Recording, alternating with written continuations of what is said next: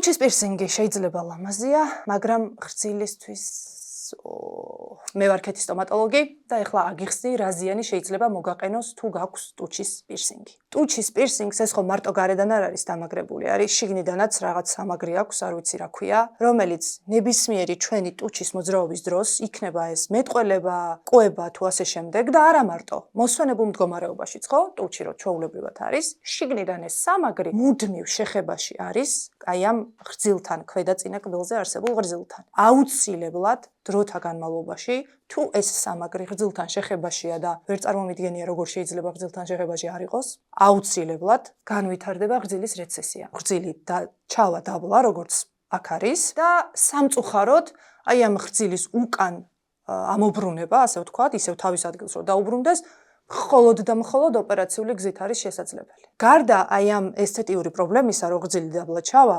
შესაძლოა დაგეწყოთ ამ კბილზე გრძნობელობა, იმიტომ რომ ფესვი ნორმალურ შემთხვევაში, ჯამრთელ შემთხვევაში, პირის ზღვაში გაშიშვლებული არ უნდა იყოს, ანუ გრძილით უნდა იყოს დაფარული.